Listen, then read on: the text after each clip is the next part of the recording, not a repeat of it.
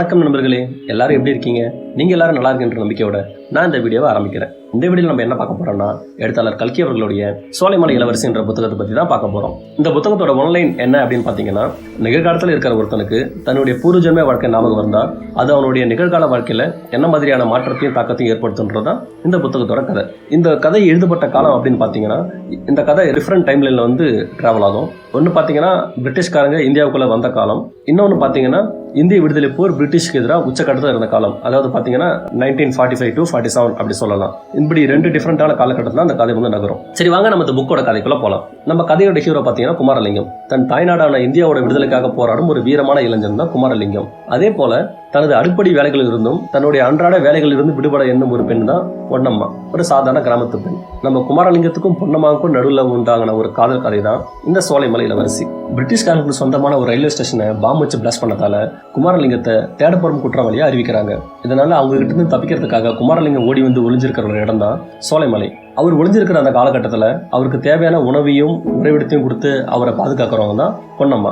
இவங்க ரெண்டு பேருக்கு நடுவில் அந்த காலகட்டத்தில் ஒரு அழகான ஒரு காதல் மலருது. இவங்களோட காதலை பேஸ் பண்ணி தான் இந்த கதை எழுதப்பட்டிருக்கு.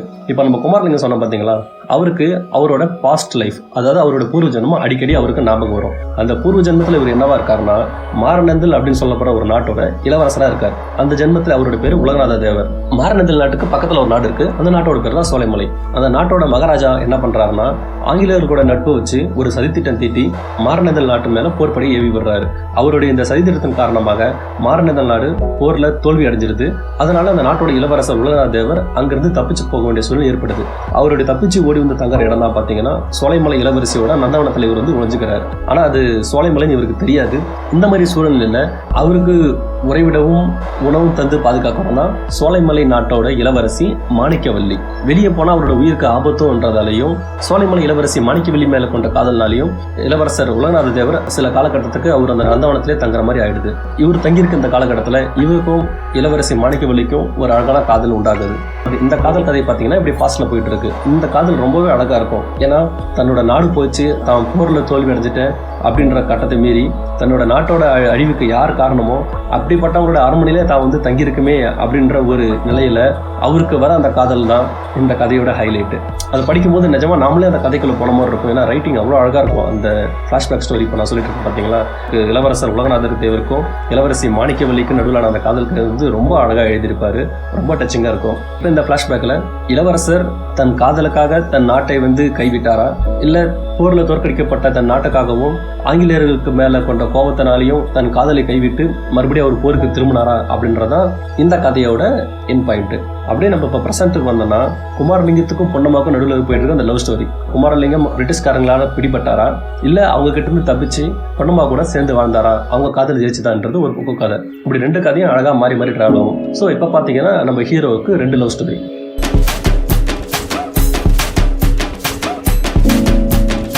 இல்லை அப்படி இல்லை, நான் சொன்ன மாதிரி ப்ரெசென்ட்ல ஒரு லவ் ஸ்டோரி, பாஸ்ட்ல ஒரு லவ் ஸ்டோரி, இப்படி போயிட்டு இருக்கும். ஆனால் இப்போ பார்த்தீங்கன்னா அந்த ஸ்டோரியில் என்ன ஆகுன்னா, ரெண்டு லவ் ஸ்டோரியுமே நெகட்டிவ் கிளைமேக்ஸில் தாங்க முடியும். அதுதான் ஒரு கஷ்டமான விஷயம். ஸோ ரெண்டு லவ் ஸ்டோரியும் வந்து ரொம்ப அழகாக கொண்டு போயிருப்பாங்க. அந்த லவ் வந்து கண்டிப்பாக வந்து நம்மளாலே ஃபீல் பண்ண முடியும். ஒவ்வொரு சீனும் டைலாக்ஸும் வந்து அப்படி தான் எழுதியிருப்பாங்க சுச்சுவேஷன். ஏன்னா குமாரலிங்கம் இருக்கிற சுச்சுவேஷன் பார்த்தீங்கன்னா வாழ்வா சாவான்ற சுச்சுவேஷனில் தான் அவர் இருப்பார். அதில் வர ஒரு லவ் ஸ்டோரி. குமாரலிங்கத்தோட பூர்வ ஜென்மமான இளவரசர் உலகநாத தேவர் வர அந்த சுச்சுவேஷனும் சரி, அவரும் வந்து ஒரு வாழ்வா சாவான்ற சுச்சுவேஷனில் தான் இருப்பார். எல்லாத்தையும் இழந்துட்டு தன்னம்பிக்கை மட்டும் வச்சுட்டு இருக்கிற ஒரு கடைசி சுச்சுவேஷனில் வர அந்த காதல், இது ரெண்டுமே ரொம்ப அழகாக இருக்கும். ஆனால் ரெண்டுமே பார்த்தீங்கன்னா நெகட்டிவ் கிளைமேக்ஸில் முடிஞ்சிடும். நீங்கள் பாஸ்ட் லவ் ஸ்டோரியில் பார்த்தீங்கன்னா இளவரசரும் இறந்துருவார், இளவரசி மாணிக்கவல்லியும் இறந்துருவாங்க. இதில் பார்த்தீங்கன்னா ப்ரெசென்ட்ல வந்துட்டு ரெண்டு பேரும் சேர மாட்டாங்க. அந்த மாதிரி ஒரு கிளைமேக்ஸ் வந்துடும். இது என்னதான் அது நெகட்டிவ் கிளைமேக்ஸாக இருந்தாலும் கன்ஃபார்ம் அது நம்மளை பாதிச்சிடும். ஃபார் எக்ஸாம்பிள் பார்த்தீங்கன்னா மேக்ஸிமம் நம்ம எல்லாரோட ஃபேவரட் லவ் மூவி ஏதாவது ஒன்று கேட்டிங்கன்னா அதில் நெகட்டிவ் கிளைமேக்ஸ் இருக்க ஏதாவது ஒரு படம் கன்ஃபார்ம் இருக்கும். ஸோ இந்த புக்கும் அந்த மாதிரி ஒரு தாக்கத்தை தான் எனக்குள்ள ஏற்படுத்துச்சு. இதை படிக்கிற எல்லாருக்குள்ளேயும் கன்ஃபார்ம் அப்படி ஒரு ஃபீல் கண்டிப்பாக வரும். இதுதான் இந்த புக்கோட ஒரு சம்மரின்னு சொல்லலாம். நான் கதையை ஃபுல்லாக சொல்லாமல் அந்த கதையோட ஒரு சுருக்கத்தையும் அதோட ஓவரையும் நான் சொல்லியிருக்கேன். இந்த புக்கில் எனக்கு பிடிச்ச விஷயம் என்னன்னு பார்த்தீங்கன்னா, ஃபர்ஸ்ட் விஷயம் என்ன பார்த்தீங்கன்னா, இந்த கதையோட ஸ்டோரி ரைட்டிங்க ஒரு மூவிக்கு ஸ்க்ரீன் பிளே எழுதுற மாதிரி இருக்குங்க. ஒவ்வொரு சீனும் பார்த்தீங்கன்னா, எக்ஸாம்பிள் பார்த்தீங்கன்னா, நான் சொன்னீங்களா குமாரலிங்கம் வந்து ஒரு ரயில்வே ஸ்டேஷனை பாம்பு பிளாஸ்ட் பண்ணிட்டு தப்பிச்சு வருவாருன்னு. அந்த பாம்பு பிளாஸ்ட் சீனை குமாரலிங்கம் எப்படி பிளான் பண்ணாரு, அந்த பாம்பு வச்ச விதம், அந்த ட்ரெயின் வெடிச்ச விதத்தை வந்து அழகா நீங்க அது உன்னிப்பா படிச்சீங்கன்னா அது உங்க கண்ணு முன்னாடி இந்த சீன் வருங்க. அவ்வளோ அழகா இருக்கும் அந்த புக்கோட ஒவ்வொரு சீனும், அந்த ரைட்டிங்கும். ரெண்டாவது பாயிண்ட் அப்படி பார்த்தீங்கன்னா, 2 டைம் லைன் சொன்ன பார்த்தீங்களா அந்த கதைக்கு, ப்ரெசென்ட் பாஸ்ட்னு. இந்த ரெண்டுத்துக்கும் கதை சுவிட்ச் ஆகும்போது உங்களுக்கு எந்த ஒரு கன்ஃபியூஷனும் வராது.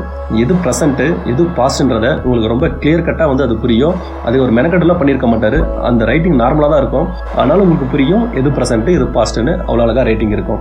இன்னும் ஒரு சில விஷயம் பார்த்தீங்கன்னா, பிரிட்டிஷ்காரங்க எப்படி இந்தியாவுக்குள்ள வந்தாங்க, எப்படி அவங்க இந்திய அரசர்கிட்ட நட்புறவு ஏற்படுத்திக்கிட்டு அவங்கள கைவசமாக வச்சுக்கிட்டாங்க, அப்புறம் சுதந்திரத்தை பற்றி ஒரு கிராமத்து பெண்ணோட பார்வை எப்படி இருக்கும் அப்படின்றது, இளவரசியே ஆனாலும் அவங்க ஒரு பெண் தான் அப்படின்ற சூழ்நிலை அங்கே அந்த காலகட்டத்தை எப்படி இருந்துச்சு அப்படின்றதெல்லாம் ரொம்ப அழகாக காமிச்சிருப்பாரு. பட் இந்த சீன்ஸ்லாம் பார்த்தீங்கன்னா அவர் எக்ஸ்ட்ரா எதுவும் சொல்லாமல், நான் இதை பற்றிலாம் பேசுகிறேன் அப்படின்னு பேசாமல், இந்த கதைக்கு அது எவ்வளோ தேவைப்படுமோ அவ்வளோ மட்டும்தான் பேசியிருப்பாரு. பட் அது ரொம்ப லிமிட்டடாக இருக்கும். அதை நம்ம படிக்கும்போது பார்த்தீங்கன்னா நிறைய கொஷின்ஸ் நமக்குள்ளே வரும். அவ்வளோ அழகாக ரைட்டிங் இருக்கும். எப்படின்னு பார்த்தீங்கன்னா, ஜஸ்ட் ஒரு சின்ன எக்ஸ்பிளனேஷன் கொடுக்குறேன். பிரிட்டிஷ்காரங்க இந்தியாவுக்குள்ளே வந்தப்போ எப்படி இந்திய அரசர்கள் கூட நட்புறவு ஏற்படுத்திக்கிட்டாங்கன்றது தான். நம்ம கிட்ட இல்லாத விஷயத்த அவங்க கொடுத்து அவங்க நட்பை ஏற்படுத்திக்கிட்டாங்க. ஃபார் எக்ஸாம்பிள் பார்த்தீங்கன்னா, அந்த காலகட்டத்தில் அரசர்கள்கிட்ட இருந்ததெல்லாம் நிறைய பொருட்செல்வமாக தான் இருந்துச்சு, பணமாக கிடையாது. லைக் பார்த்தீங்கன்னா நிறைய தங்க காசுகள் இருக்கும், நிறைய நகைகள் இருக்கும், பெரிய பெரிய அரண்மனைகள் இருக்கும், இதெல்லாம் நிறைய நிலங்கள் இருந்துச்சு. ஆனால் பணப்பழக்கம்ன்றது கம்மியாக இருந்ததால ஆங்கிலேயர்கள் அதை பயன்படுத்தி அவங்க பெட்டி பெட்டியாக பணங்களை கொடுக்க ஆரம்பிச்சாங்க. ஸோ அந்த சமயத்தில் என்ன வரும் பார்த்தீங்கன்னா, என்கிட்ட இவ்வளோ பெரிய இடம் இருக்குது, இவ்வளோ பெரிய மாளிகை இருக்குன்னு சொல்கிறத விட என்கிட்ட இவ்வளோ பணம் இருக்குது, அந்த பணத்தை என்னால் செலவு பண்ண முடியும், அதை கையால் எடுத்து பார்க்க முடியும் அப்படின்ற ஆசை வந்து அரசர்களுக்கு வந்து அது ரொம்பவே பிடிச்சிருந்தது அந்த ஃபீல். இன்னொரு பாயிண்ட் இந்த புக்கில் எக்ஸ்ட்ரா அவர் என்ன சொல்லியிருக்காருன்னா பார்த்தீங்கன்னா, வெப்பன்ஸ் வேட்டையாடுறது வந்து அரசர்களுக்கு நிறைய பிடிக்கும். வேட்டையாடுறதுக்கு கன்ஸ் அவங்க கொடுக்க ஆரம்பிச்சாங்க. அதே போல் போர்க்காலத்திலேயே வந்துட்டு நாங்கள் உங்களுக்கு வெப்பன் சப்ளை பண்ணுறோம் அப்படின்ற மாதிரி அவங்களுக்கு வந்து புது விதமான வெப்பன்ஸ் வந்து எடுத்துகிட்டு வந்து எந்தெந்த அரசல் கூட நட்புறவாக இருக்காங்களோ அவங்களுக்குலாம் கொடுத்து அவங்களோட பொருளை ஹெல்ப் பண்ணாங்க. அப்புறம் பார்த்தீங்கன்னா, நான் சொன்ன மாதிரி சுதந்திரம் பற்றி ஒரு கிராமத்து பெண்ணோட பார்வை. நம்ம கதையோட ஹீரோயின் சொன்ன பார்த்தீங்களா பொன்னம்மா, அவங்க ஒரு சீனில் வந்து குமாரலிங்கத்துக்கிட்ட சொல்கிற மாதிரி இருக்கும். அப்போ பொன்னம்மா ஒரு சாதாரண டைலாக்ல சொல்லுவாங்க, எது எப்படி இருந்தாலும் என்னோட வாழ்க்கை இந்த அடுப்படியிலையும் 4 செவத்துக்குள்ளேயும் என்னோட வயலுக்கும் வீட்டுக்கும் நடுவில் இருக்கிற இந்த பாதையில தான் என்னோட வாழ்க்கை முடிஞ்சு போகும் அப்படி சொல்லுவாங்க. ஏன்னா இந்திய விடுதலைன்றது எவ்வளோ பெரிய விஷயம், அது ஒவ்வொரு இந்தியனுக்கும் எவ்வளோ முக்கியமாக இருந்தது அப்படின்னு சொல்லிட்டு நம்ம நிறைய படங்களை பார்த்துருக்கோம், புக்கில் படிச்சிருக்கோம், அதை நம்ம ஃபீல் பண்ணியிருக்கோம். அப்படி இருக்கும்போது ஒரு சாதாரண பெண்ணோட பார்வையில் இந்திய விடுதலைன்றது எப்படிப்பட்ட விஷயம்னு சொல்லிட்டு அழகாக அந்த ஒரு சின்ன டைலாக்ல நான் இப்போ சொன்ன மாதிரி சொல்லியிருப்பாரு. தென் இன்னொன்று பார்த்தீங்கன்னா, பாஸ்ட்ல வருவாங்கல்ல நம்ம இளவரசி மாணிக்கவல்லி, அவங்க பேசுகிற மாதிரி ஒரு டைலாக் இருக்கும். எப்படின்னு பார்த்தீங்கன்னா, அவங்க இளவரசியாகவே இருந்தாலும் தான் பெண்ணுன்றதால அவங்களும் அந்த கோட்டைக்குள்ளே தான் வளர்க்கப்பட்டிருப்பாங்க. அந்த கோட்டைக்கு வெளியே சோலைமலையோட அரண்மனை கோட்டைக்கு வெளியே என்ன நடக்குதுன்னு அவங்களுக்கு தெரியாது. அப்படி தான் அவங்க வளர்க்கப்பட்டிருப்பாங்க, அப்படி தான் அவங்க வளர்ந்துருப்பாங்க. ஸோ இதுவும் பார்த்தீங்கன்னா அவங்க டைலாக் சொல்லுவாங்க, நான் ஒருவேளை இளவரசனாக இருந்திருந்தா என்னோட வாழ்க்கை வேற, இளவரசியாக இருந்ததால என்னோட வாழ்க்கை இப்படி இருக்குன்னு சொல்லிட்டு தன்னுடைய காதலனான இளவரசர் உலகநாத தேவர்கிட்ட ஒரு டைலாக் அவங்க சொல்கிற மாதிரி இருக்கும். இந்த மாதிரி சின்ன சின்ன டைலாக் பார்த்தீங்கன்னா நிறைய இடத்துல வந்துட்டு கல்கி அவர்கள் எழுதியிருப்பாரு. ஸோ அவர் எவ்வளோ பெரிய ரைட்டர்ன்றது எனக்கு இந்த புக்கை படிச்ச பிறகு தெரிஞ்சது. ஏன்னா நான் அவரோட புக்கு படிக்கிறது இதுதான் ஃபர்ஸ்ட் டைம். அது இந்த புக்கு தான். ஆக்சுவலாக பொன்னியின் செல்வன் எனக்கு படிக்கணும்னு ஆசையாக இருந்தது. 2 ரீசன் அதை நான் படிக்கல. ஒன்று பார்த்தீங்கன்னா, பொன்னியின் செல்வன் படம் அதுக்குள்ளே வந்துருச்சு, நான் படிக்கலாம் நினச்சிட்டு இருக்கும் போதே படம் வந்துருச்சு. 2வது ரீசன் பார்த்தீங்கன்னா, அது ரொம்ப பெரிய புக்கு, அதனாலே பார்த்தீங்கன்னா அதை நான் அப்புறம் படிக்கலாம் தள்ளி போட்டு படிக்க முடியாமல் போயிடுச்சு. அந்த மாதிரி சூழ்நிலை தான் என் கண்ணில் இந்த புத்தகம் வந்து பட்டுச்சு. என்னடா அது சோலைமலை இளவரசன் ஏதோ பழைய பேராக இருக்குது, பேரே கிரிப்பிங்காக இல்லைன்னு நினச்சேன். ஆனால் கல்கின்ற அவர் பேரை பார்த்துட்டு தான் சரி நம்மளால் பொன்னியின் செல்வன் படிக்க முடியல, அவரோட எந்த புத்தகத்தை படித்து பார்ப்போம், புக்கு சின்னதாக இருக்குது, சரி எப்படி இருக்குன்னு படித்து பார்க்கலாம்னு சொல்லிட்டு நான் படிக்க ஆரம்பித்தேன். நிஜமாக சொல்கிறேங்க, ஒர்த் ஃபார் ரீடிங் இந்த புக்குன்னு சொல்லுவேன். எனக்கு இப்போ இதை படித்த பிறகு மறுபடியும் பொன்னியின் செல்வன் படிக்க ஆரம்பிக்கணும், படமாக பார்த்ததை விட கல்கியோட ரைட்டிங் எப்படி இருக்குன்னு சொல்லிட்டு படிக்கணும்னு சொல்லிட்டு நிஜமாக எனக்கு எல்லாம் ஒரு ஆவல் ஏற்பட்டிருக்கு. இந்த புக்கு யாருக்கு பிடிக்குன்னு கேட்டிங்கன்னா, கன்ஃபார்ம் புக்கு படிக்கணும்னு ஆசை இருக்க, படிச்சுட்டு இருக்க எல்லாருக்குமே இது பிடிக்கும். ஏன்னா அப்படி ஒரு ரைட்டிங் இது. நீங்கள் 3-4 பேஜ் நீங்கள் படிக்க ஆரம்பிச்சிட்டாலே கன்ஃபார்ம் நீங்கள் இந்த புக்கை மூட மாட்டீங்க. உங்களை இந்த புக்கு அந்த கதையோட போக்கில் உங்களுக்கு கொண்டு போயிடும். நான் அது ஃபீல் பண்ணியிருக்கேன். அவ்வளோதாங்க. வேற ஒரு வீடியோவில் வேற ஒரு நல்ல புக்கை நான் படிச்சுட்டு வந்து உங்களுக்கு அதோடைய ரிவ்யூஸ் சொல்கிறேன். Thanks for your time. நன்றிகள்.